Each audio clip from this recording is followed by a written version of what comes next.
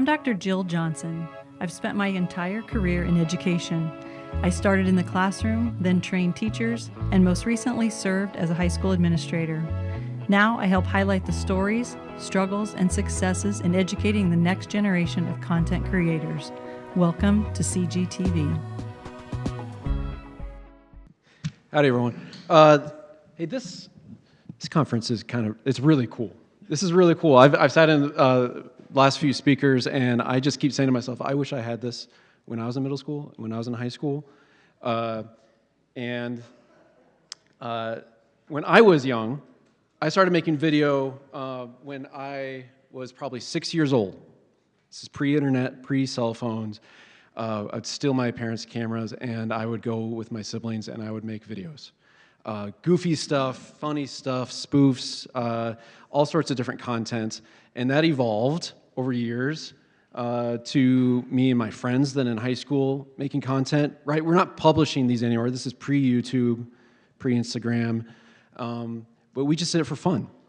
I never thought for a second that I was going to make a career out of this, but we had fun.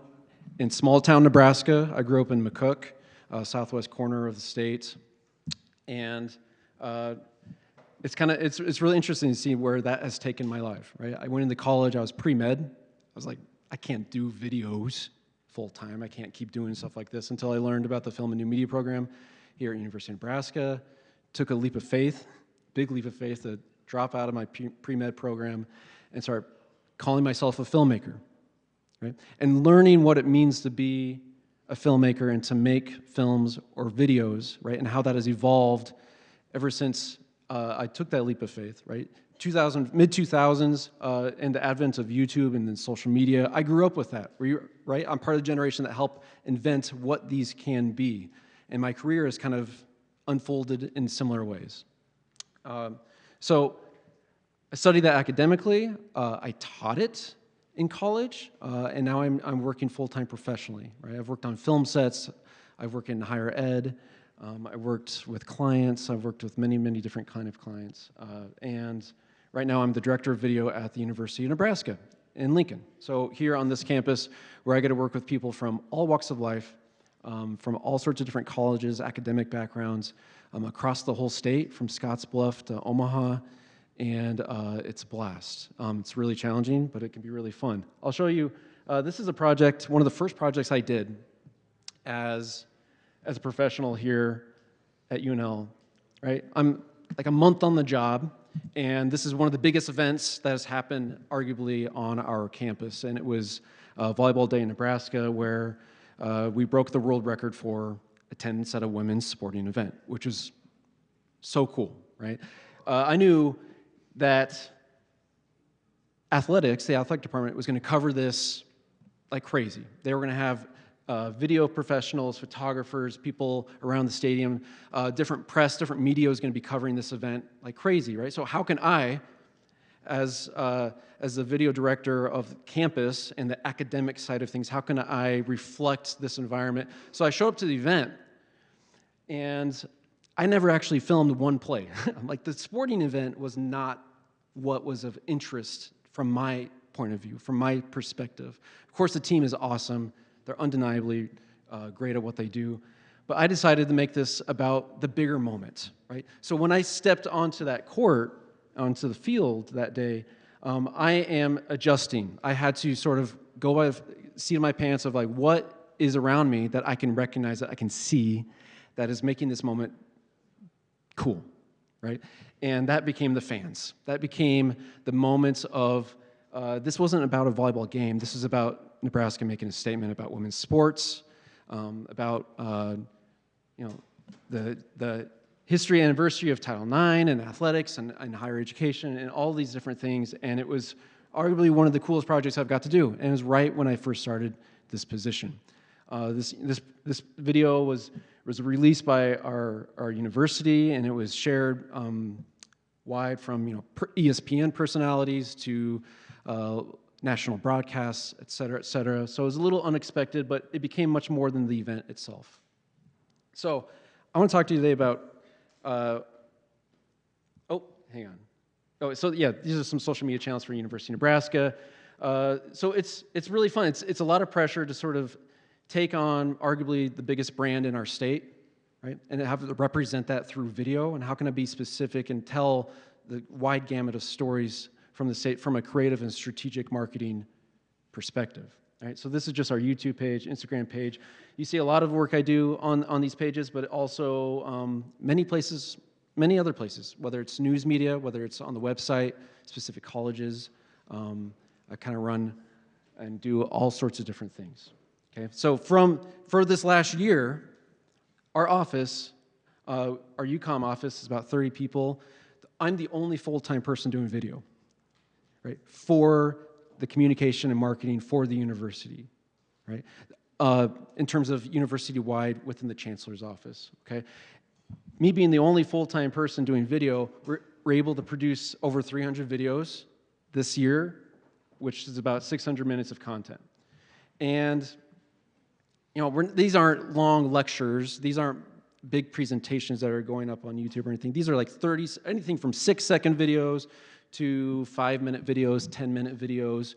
Kind of runs a wide range, right? So these are just some of my favorite shots from one semester that I shot, right? So everything from fans, from athletic events, to chancellor messages, to classrooms, research, student stories, cinematic stories, social media videos, everything like that, okay? But when I look at stats like that, I think like, how am I continuing to come and approach video from creative angles and to continue to produce, right? It's a real challenge to have 20 projects going on at once, and I have to approach them all from a creative angle, a unique angle. How can I make them not be terrible, right? So part of what I'm talking to you all today is about ridding the world of bad video. We've all seen how social media algorithms and content has been really focused on video for the last couple of years and is continuing to move that direction, which means that there's going to be a whole surplus of videos that just aren't good, right? How can we rid the world of poorly made videos so that what is good and what is creative and what is adding to this world can actually get in front of people's eyes, okay? First thing I want you to do is to love what you do. So if you're really interested in video, right, if you've developed a love for looking at the art form of video making, right, filmmaking, and you are really interested in this, and it could be at any level. Like you love feature films, you love the write, you love the shoot, you love the edit. I want you to find a reason about what you love, why you love what you do. It doesn't have to be just video. It could be photography, it could be writing, it could be web design, it could do anything. And you think about like how do these skills, or how does the medium itself reflect what you value? And maybe your personality, right? If you really dive into your personality, how does video making reflect what I value? So I answer this question today, and I really like the creative problem solving. We've heard that a few times today already. Every day, every shot, every edit, I'm doing nothing but creative problem solving all day long. And it's invigorating. It challenges me intellectually, artistically, and allows me to really expand what I can do and use my left brain and right brain. It's ever-changing. There's never a day when I'm just in front of a desk or sitting at a desk right in front of a screen. And there's many days where I have 3 different shoots at once, right? There's many days where I am off campus, I'm across the state, I'm traveling, or I'm doing a little bit of both. I'm conceptualizing, I'm writing, I'm sitting at a wall and putting Post-it notes up there, thinking about different stages, different plot points, different concepts, and seeing how they can merge into something that may take months, right? I do video projects that I may have to turn around in a day. I do a lot of projects that may take months to actually see them fully produced, okay? So find a reason about why you love what you do. So filmmakers, I sort of avoid the term video professional or video producer or videographer for most things, because really video is just an extension of filmmaking, right? And filmmaking's been around for 130 years, right? It is just an extension of that, right? So the second you start thinking of yourself as a filmmaker, it's the second you start holding yourself to higher expectations, and you start thinking intentionally about the work that you do. Start thinking about composition. Start thinking about color. Start thinking about light. Start thinking about the time-based medium and how can I tell a story with an introduction, with a middle, with an ending, right? Start thinking about story structure, even if it's a documentary, even if it's a social post, right? There's nothing that is too narrow or too basic to really apply these tried and true techniques, right? So when I say filmmakers are both generalists and specialists, you can look at my job and think of me as like, oh, I'm a generalist because I have to be really good at shooting. I have to be really good at editing. I have to be really good at knowing my cameras, knowing software. I have to be good with interviewing people. I have to be good with coming up with ideas. But it also could be a specialist, right? You could be a full-time editor. You could be a full-time cinematographer if you like cameras. You could be, if you're into design, you could be a full-time graphic designer for films, for videos. You could be a writer. You could be in front of the camera, behind the camera. There's a whole gamut of different positions that involve you that you could define yourself as a filmmaker, right? And that's why it's really cool, right? You could be a generalist and good at a lot of things, or some things, or you could really get in depth into one thing or another, right?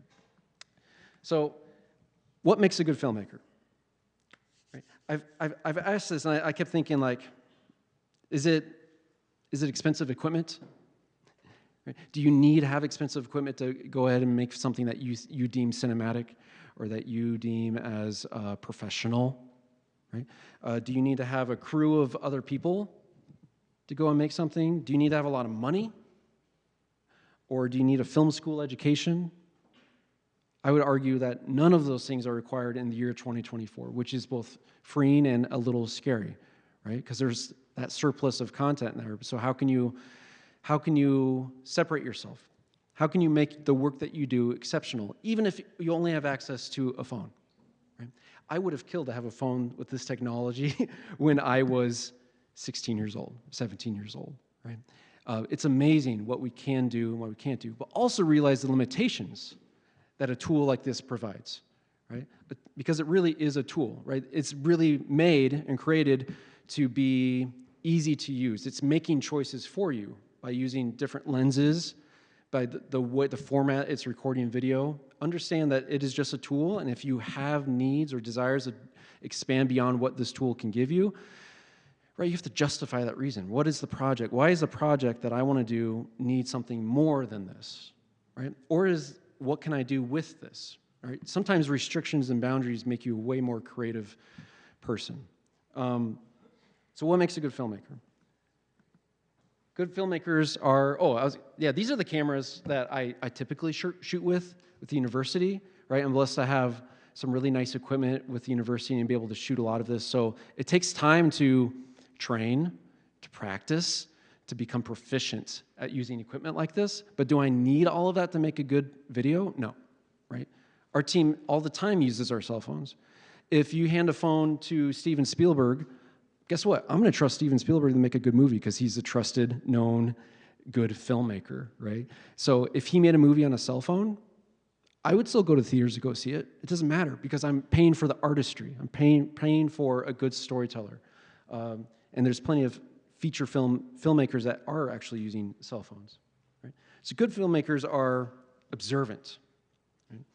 And I'm talking about somebody who is that walks into a space with both either fresh eyes or experienced eyes and can make something interesting out of it, or observe details that pique your interest and make you stay curious. Right? So if you're walking into a classroom over and over and over again, like I do all the time, right? I have a campus, right, which is bigger than I presume, most of your high schools. So I have a little bit of luxury of different spaces and different buildings and different things like that. But if I walk into the same room and I have to capture that same room or same types of people interactions over and over and over again, it's going to get really, really boring, right? Or I'm going to run out of ideas of like, this space again, this type of activity. There's a lecture going on. But you have to be observant and look at the people around you, look at the context of what the situation is, and really, really find something that could interest you. So this is an example of a video series that I'm making that's on campus, all of our campuses, and using different motifs or themes to see the different spaces in, right? I see these sites all day, every day when I walk across campus. So this motif is called campus in gold, right? So I'm using color as a consistency throughout the campus, and how do I see it? And there's sound design with it, with music and everything that you aren't really experiencing now, so it's not a true experience, but it's just a different way of like challenging me as a creative person. How can I go and see the space differently? So I have a series of videos with different motifs where I may see the same sites in these videos, but I'm framing them in different ways. I'm giving them different contextual cues that are beyond just what's there in front of me, right? I'm sitting with the space and thinking about it for a while. I may go up to a space, it may take me 10 minutes to find the composition and the framing and the timing that I'm looking for. So it's a lot of not settling. It's a lot of like, what is going to make this frame the most interesting? Is it movement? Is it the color? Is it people? Is it the nature? What is going on in the scene to make this really, really interesting? Good filmmakers are active listeners, right? And this is one it's really hard to learn, other than you have to be really intentional with it, right? A lot of what you do is you're interviewing people for videos as you expand, whether it's just an athlete after a game, whether it's a sit-down conversation with a teacher or your principal or with a client, and to not necessarily come with your list of questions and stick with that all the time, right? I actually really dislike coming to an interview with a list of questions.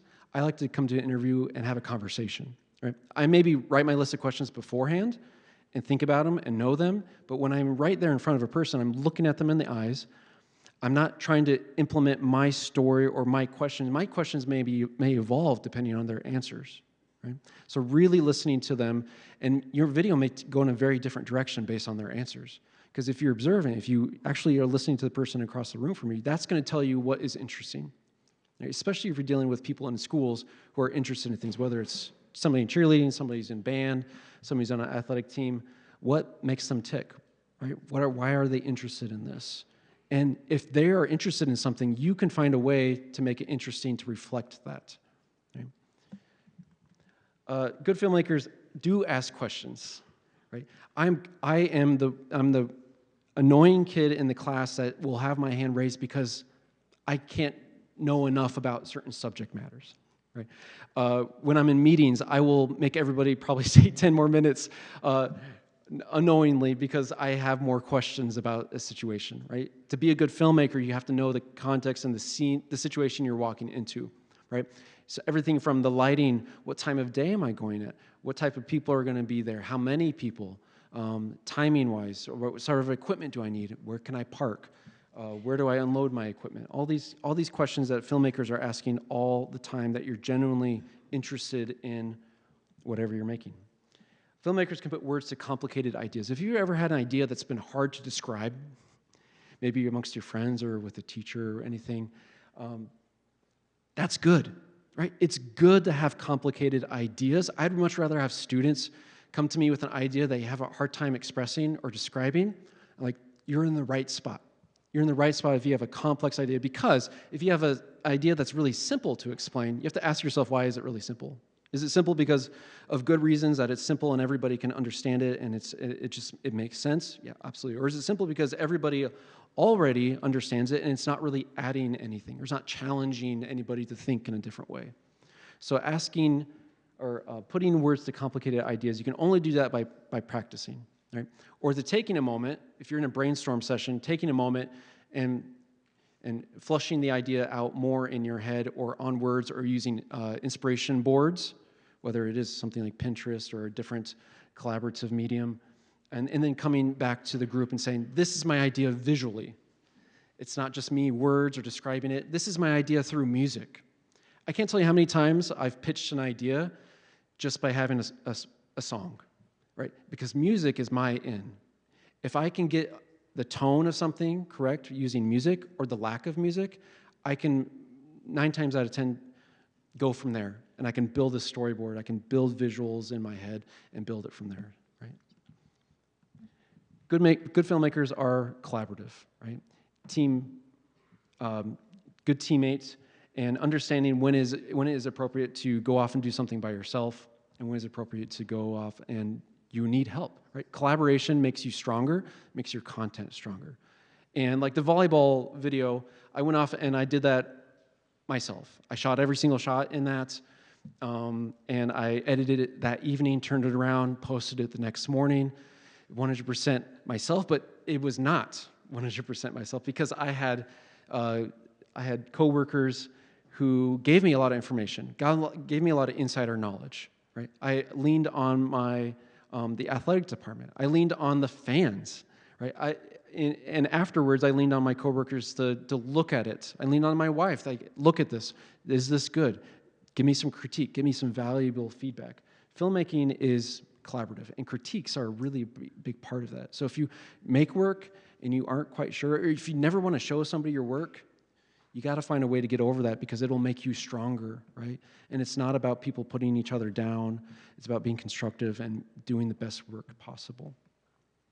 Good filmmakers know when a video isn't the answer. I can't tell you how many times I've had meetings with people, whether it's professors or academics or students or what have you, and everybody wants a video because everybody knows they need video for their content. Okay? Video is best suited for certain types of storytelling or certain types of messages. That doesn't mean video is the answer to everything. Okay? So knowing when something is best served in other mediums is going to really help you out, and it's going to help them out in the long term, right? Is this purely informational? Is their idea purely informational? Okay, well, is it better suited for a website or a blog post or a static image? There's no reason for this to be a video because that's going to be a bad video. And the last thing we want to do is add bad video content to the world, right? So a lot of my job is having somebody validate or justify why they think this needs to be a video, and how can I, as a professional, add to that, right? So some things that, like, is there visuals to this video, this idea, or the story? If not, maybe it's not a video. Is there something that needs to be said that adds to it in a way, or heard in a way that's different than text being read? Okay, that's probably a good video. If not, maybe not such a good video, right? So knowing when to say no is going to help the quality control of what you produce. And when I'm producing 300 videos a year, I have to have really strict quality control parameters on what is being produced. All right, breaking trends and making videos that have a shelf life.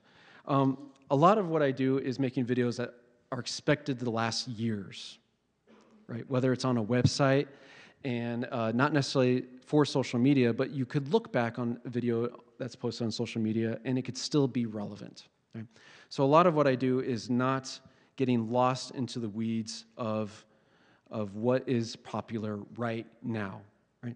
Because as social media evolves and expands, lifespans of trends are getting shorter and shorter. Sometimes it's hours, sometimes it's a day, sometimes if we're lucky it's a week or 2 weeks. So a lot of what I do, because videos take a long time, is not to get caught up so much in that. Instead, I'd rather maybe use those techniques or recognize, why is this being a fad right now? What makes this interesting, and how can I either expand on that or creatively do my own spin on it, or recognize that it's using tried and true techniques that have been developed for over 100 years with the visual medium, with filmmaking language, right? So I have to be able to look at a trend and recognize, okay, is it in our best effort to spend a lot of time on something if, one, we're going to be late to it, right? I don't want to waste our time if we have a lot of other projects going on. Or is it worth it right now to make a splash for whatever reason, and can maybe we find other ways to expand on that, okay? So some of the key steps that you can take away is that know your audience. That's probably number one thing. It's like, who is this for? What age group is this for? Is it for everybody? Because a lot of times we get sucked into social media posts and go, well, this video or this post is for anybody and everybody. Okay? But rarely is that actually true. Like, who we hope will see this? Who is most likely going to engage with this style of content? Right? And know the limits of your tools. I already talked about cell phones and the limits within there, and then making creative choices that support your overall message. It always starts with your idea or your theme, and you start with there. When I think about an idea, I'm not thinking about well, I have to go and it's about this shot and it's about this person saying this one sentence or this one fact. Like, no. I always start with, what is the end goal? Is there emotional appeal to a video like this that's going to direct me to then capture that specific quote? Is the direct me to then capture a specific composition? Okay.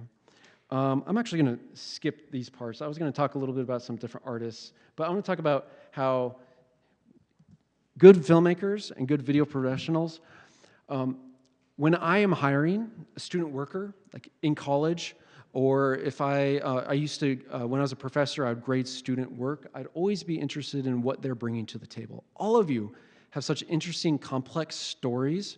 Even if you are from the same school, you live in the same neighborhood, anything like that, if you are not bringing yourself to the table when you're a filmmaker, then you're not doing it right? If you're just focused on the technology, if you think knowing more gear or having more gear is going to make you a better filmmaker, it's not true. The most interesting filmmakers historically and professionally that I'm interested in are ones that are bringing a vast amount of knowledge from other areas, which is why school is so cool. School is so important because you have to be a lifelong learner. Right? If you're not studying history, if you're not studying elements of art and how those have evolved to now in 2024 and how social media applies, it's all building on something that's already existed. Right? So, for example, like I'm really interested in travel. I'm interested in nature. I'm interested in reading. I read a whole lot. When I think about video ideas, the last thing I'm doing is looking for inspiration from other videos. It's the last thing I'm looking for. I'm always looking for something musically oriented or historically oriented.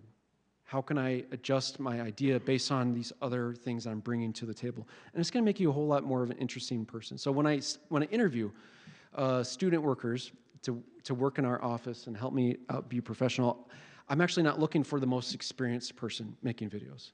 I'm looking at a person that is bringing to the table a wealth of knowledge or curiosity that they can use to help make interesting stories. Okay, so when I draw inspiration from other places other than videos, it allows me to sort of take a bigger step away, right? Not even thinking about it as a video, like what am I trying to say with this content, and how can I say it effectively? I'm going to show you one video, hopefully with audio. I'm not sure if audio is going to work. This is our latest TV spot that I helped direct for Nebraska, and I was the director, co-director, and the editor for this project. And it's really a culmination of one, knowing my audience of Nebraskans, having grown up in this place, having gone to school here, knowing the audience is not necessarily for prospective students, but for Nebraskans at large, and to use it a more of a conceptual approach to a video like this. So this is the TV ad that plays on all Husker athletic events that maybe you've seen on TV. A term you hear used frequently is the Midwestern ethic. I'm not exactly sure what that means, but there still exists out here in this country an openness and an honesty and a sense of warmth that you feel inside. Thomas Wolfe once wrote, "You can't go home again." Well, that's probably true if you expect to find things as they were, but in a sense, we carry our home with us wherever we go. So a video like that is able to sort of expand onto a whole different social media strategy, website strategy, news strategy. We've been able to expand it across all of our different media platforms in really, really interesting ways. So it seems like a 30-second spot, fairly simple, right? But a lot of work, a lot of thought process went into that as to who we're trying to reach and what type of messages, both theoretical and practical messages that we're trying to get across for something like that. I've rambled on a lot longer than I expected to. I know I'll be available for to meet a lot of you afterwards. What time? 2:30? 2:30, 3 o'clock? Anyway, does anybody have any questions or maybe one question? Yeah.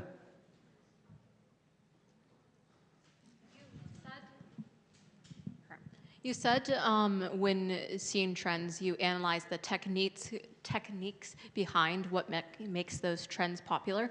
What are common techniques that make videos in general popular? Common techniques that make videos popular. Well, you know, when you think about video, you have an engaged audience that's already paying attention. And most times in other artworks, that's not the case, whether it's a sculpture, whether it's a painting, what have you. When you have a video, you have a captivated audience, at least until you lose them. So you have in social media world, you have a few seconds to really capture them. So I think like as long as you're building trust, as long as the person who's watching it knows that what they're doing is making sense thematically or with the story, it's going to make sense for the rest of the time I watch this, right? So when you're looking at those YouTube metrics and you're looking at the duration of where people start to lose track or stop watching your video, they might tell you that like, oh, they became less interested in certain parts. But I think it's always important to like realize that with video we have a special like captive audience, which is why a lot of marketers and a lot of brands prioritize video. But it's a good responsibility is that you can't be lazy about it. You have to think about every second that goes into the video. So if you spend 5 seconds with a fade up from black, you've already lost a big audience, right? If you start with a video with immediate text, heavy information, you've probably lost a lot of people. I always start with like, what's the most compelling thing that's going to make me want to watch this right away? Is it the beauty of a shot? Is it a specific quote that's going to get me more interested? Is it a lot of jump cuts? Is it sound design? I would argue with a spot like this, it's so different than 99% of what you see on TV because it starts with nothing, no music. It's just silence. Like it's radio static of Johnny Carson's voice. So that was one of the reasons why I thought it might stand out. I don't know if that answers your question specifically, but anyway. Okay. Thank you. Thank you, Aaron.